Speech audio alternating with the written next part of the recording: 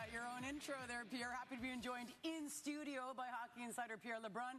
Coincidence that your first in-studio appearance happens when Jay is not here? No, I mean, in fact, he told me on our segment last week that he wouldn't be here this week, so hence here I am. No, I'm just kidding. Obviously, it's trade deadline week. Trade deadline, and duly I'm noted. in here every day, pretty much. All right.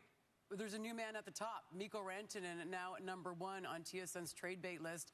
Are you telling me that Rantanen is now going to be traded twice in the span of 6 weeks? It's possible. It's not for sure. And it is fascinating. And I've been on record saying this. I think it's ridiculous to go down this route if you're Carolina, because the premise of having dealt for him 6 weeks ago was that he was the best rental in the NHL this year, and you're trying to win a cup. But the Hurricanes, absolutely, from what CJ and Dregs and I have compiled here in the last few hours, are, absolutely finding out what teams are willing to forego with to acquire Mikko Rantanen. Right. Now, you have to be careful here.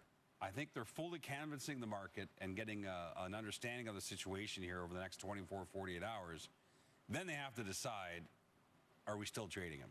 And they might. And I think a lot of it has to do with, ownership. I think Tom Dundon in Carolina, I don't think he's happy that they haven't been able to extend Mikko Rantanen. Right. That was the plan when they traded for him 6 weeks ago. And so we'll see. Teams that our understanding have checked in with Carolina include the Dallas Stars, who have cap room because of their injuries, Vegas, Florida. So all interesting to see where this goes. New Jersey Devils have kicked tires, but they're probably not going to be able to get a guy from a team that may play in the first round of the playoffs. Well, what about the Devils then? Because they just got news on Hughes. He is going to be out, unfortunately, for the rest of the season. But they've all of a sudden got a lot of cap room. So what do you think they're going to do now before the trade deadline? They're calling pretty much every single team in the league right now. Tom Fitzgerald, the GM of the Devils, Jen, and they have obviously the $8 million to play with from Jack Hughes. They'd much rather have Jack Hughes in their lineup, but he's out for the season. And they are trying to go out and find help up front. Brock Nelson is a player of interest for sure for the New Jersey Devils, but I feel like his name's coming up for a lot of teams right now. He's a number 2 name on TSN's trade bait board, and he's pending UFA. That situation itself with Brock Nelson has been fascinating to monitor. Lou Lamoriello loves Brock Nelson. You saw the emotion from Brock Nelson after the Islanders game the other night. It's dawning on him that he might be leaving.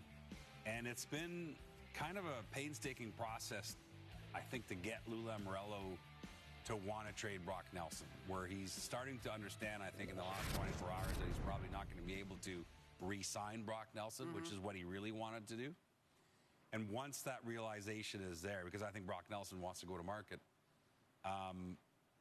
then it's, do I still trade him or do I actually keep him? Because the Islanders woke up on Wednesday morning 3 points out of a playoff race. Now, there's a million teams in that Eastern race, but it's still a consideration with Lou Lamoriello, who historically has not always traded pending UFAs, even though it's the thing to do when you're not sitting in a playoff spot. But the interest in Brock Nelson is through the roof because of the position he plays. You mentioned the Winnipeg Jets, absolutely the number 1 name on their list, but the Toronto Maple Leafs have checked in a few times on Brock Nelson. Minnesota Wild, that's where he's from, Brock Nelson. And I can absolutely guarantee you that on July 1st, the Minnesota Wild will be front and center for Brock Nelson. But whether or not they can trade for him in the next 48 hours, they would really have to move around some pieces because they have no cap room. But the Colorado Avalanche have showed interest. New Jersey Devils, that's how we got into this, because the Devils are trying to replace Jack Hughes. So the interest for Brock Nelson is through the roof. But I can't sit here right now and guarantee you that Lou Lamoriello will trade him. We'll see. How about the situation in Edmonton right now? We've been seeing the puck in the back of their net quite a bit lately. Yeah.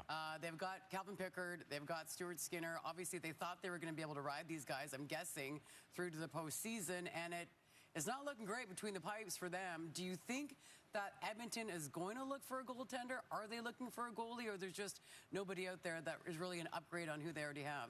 So I know there's a lot of Oiler fans who don't want to hear this, but Stan Bowman has told other teams that his priority is not to upgrade his goaltending, and I think in part because he doesn't see what he believes to be an automatic upgrade on the market. And I understand what people see. Well, goaltending's not good enough right now. Okay, who's available that you know for sure will be that much better? Right. Yeah, okay, is Jordan Binnington available?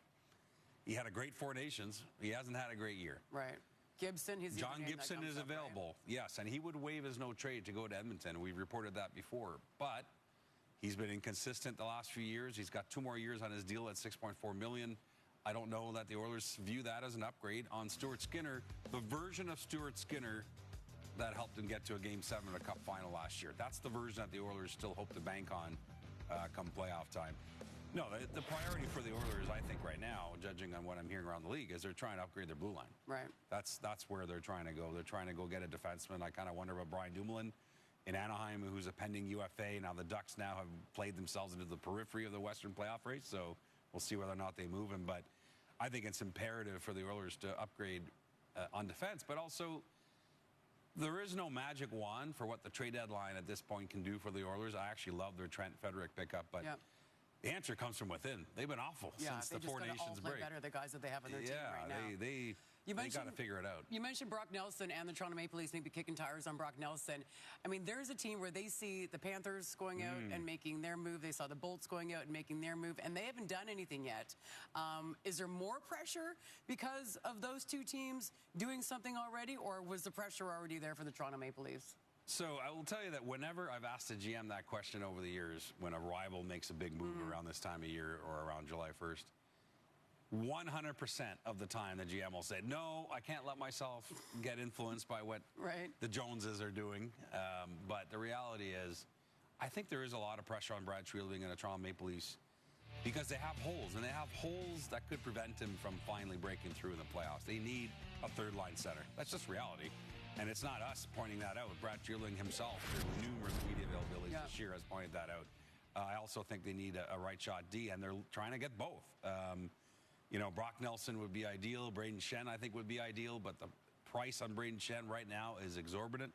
I don't know if the Leafs be willing to go there, but they might. This is a prospects thing. They're going to want the 3. The equivalent is essentially of 3 first-round picks, is what Dregs has talked about. Right. And, you know, Scott Lawton is there from Philly.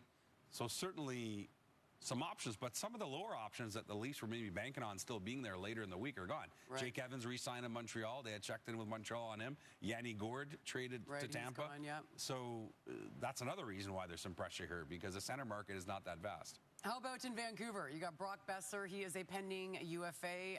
Elias Pettersson's no trade kicks in on July 1st. What do you expect to happen in Vancouver? Are they going to move either of these guys? I don't think Pettersson's going anywhere. I think they need him to just have a good finish of season, play strong, and then figure out after the season heading into July 1st what they're doing with him. Besser is trickier.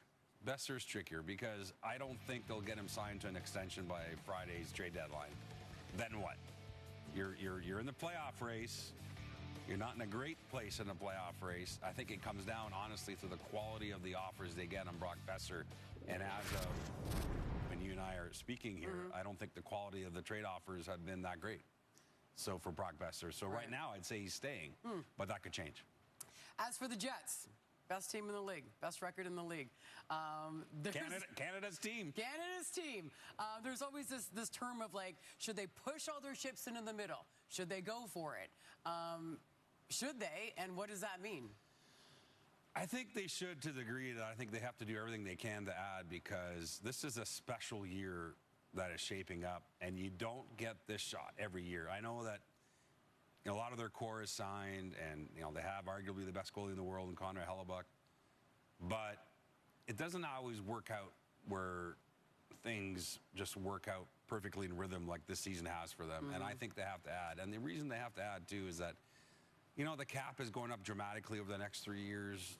Are we for sure convinced that the Jets will always be a cap team? Maybe. I mean, they've always been so far since they've come into the league. But I think there's a special opportunity here, and that's why I think Kevin Cheveldayoff will do everything he can on Brock Nelson. If not Brock Nelson, Scott Lawton, and so on and so on. And I think add a piece on D. Can he get a David Savard out of Montreal? So I don't think the Jets want to come out of here empty-handed. I think it's imperative for them to add.